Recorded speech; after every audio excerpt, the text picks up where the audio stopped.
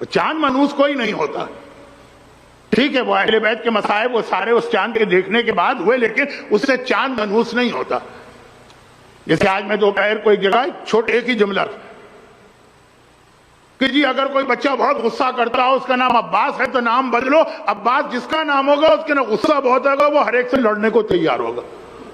جبکہ عباس تو کربلا کا واحد مجاہد ہے کہ جس پہ پابندی لگائی گئی کہ تم کو نہیں لڑنا ہے، تو اس نے کتنا اپنے آپ پہ کنٹرول کیا. اچھا بھائی آپ کی بچی بہت روتی ہے تو کیا نام ہے؟ سکینہ. اوہ سکینہ نام بدلو، جو سکینہ نام ہے تو بچی روتی ہی رہے گی. کیا ہم نے ان مقدس اور قابل احترام ناموں کا مذاق بنا لیا ہے؟ یہ پرانے زمانے کی باتیں تھیں. تو 2 محرم، یہ 3 محرم کا چاند جسے منحوس سمجھا جاتا ہے، یہ ہمارے یہاں اس وجہ سے بات آئی کہ کربلا میں پہلا چاند یہ دیکھا گیا. کیونکہ ہر ایک کو پتا ہے کہ حسین 2 محرم کو عصر کے وقت سے پہر کے وقت آفٹر نون میں کربلا پہنچے. تو پہلی رات 3 محرم کی تھی. اور اسی میں ایک بات اور عرض کر دوں.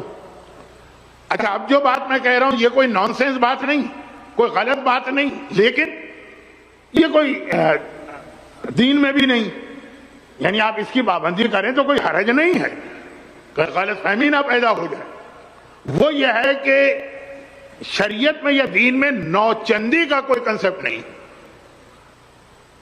ہمارے یہاں انڈیا اور پاکستان کے کلچر میں نوچندی کی خاصی اہمیت ہوتی ہے. جو نوچندی آتی ہے یعنی فرسٹ شب جمعہ آف دا اسلامک منتھ. محفل خراسان میں جا کے دیکھیے کہ کیا مجمع ہوتا، باب العلم میں جا کے دیکھیے کیا مجمع ہوتا.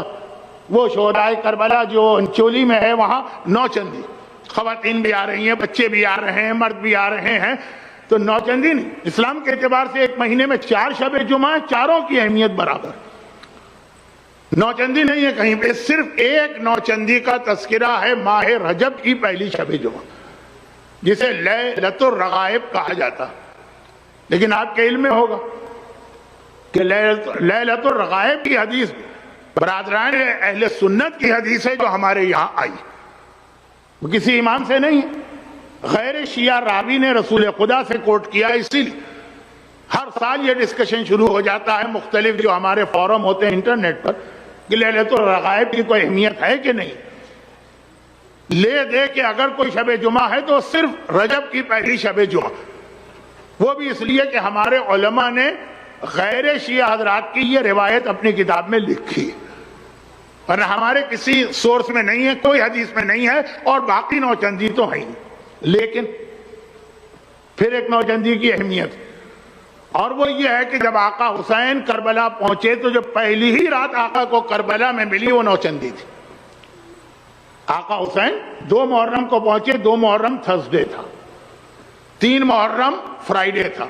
پورے 1 ویک کے بعد جب عاشورہ آیا 7 دن کے بعد تو وہ بھی فرائیڈے تھا. تو پہلا چاند جو کربلا میں دیکھا گیا وہ 3 محرم کا چاند تھا، اور پہلی رات جو کربلا میں گزاری گئی وہ نوچندی تھی.